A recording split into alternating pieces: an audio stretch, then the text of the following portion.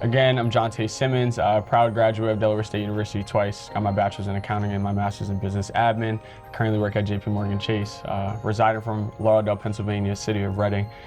Just proud to be here, man. I was happy and blessed with the opportunity to come back and, pay it forward to the young men that are here today. Hey, man, I was extremely nervous. When I first walked up there, I was extremely nervous. My hands was cold. I was like, kind of what's that breakthrough moment for me? What am I going to say first after good morning? It's like, what do you say? What do you do to address the crowd to get their attention? My biggest thing was that I didn't want them to feel like they're in class, we're away from school, right? They're not in college, so it's like, how do I make them feel more at home in this setting where they want to learn and remain attentive? When I first got up there, I was nervous, but after I got through that good morning, that first, few call outs of back and forth with them, rocked the house. I feel like I did an amazing job. I feel like they were very engaged. Had a lot of great conversation after the fact, so I enjoyed myself, and again, I was just blessed with the opportunity. I think so, and I'll use a literal live example of what I have. One of the young men walked up to me and was like, hey, it was nice to see a familiar face, not in terms of that he knew me, but in terms of how I look.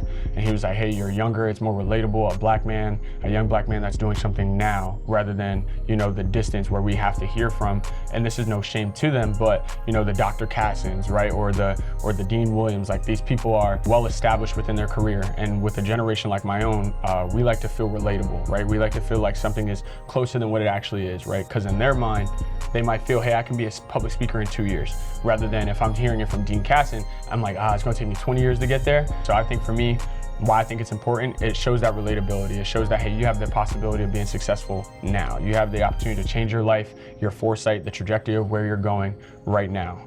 And it highlights a lot of the resources that they may not see. A lot of the things that I pointed out were just about relatability in terms of where I come from, right? I have a stereotypical, so to say, upbringing, right? Overpopulated household, single mom, dad's in the system, first generation college student, just looking for a way out, friends that didn't make it from where I'm at. I'm here, and I can say I was one of the blessed ones, one of the God-chosen ones to be where I am, and that allows them to feel the same way and think the same way so that they can also, prayerfully do it too. In terms of what I would say today, I, a young man, I wanted the opportunity and just couldn't make it in the room.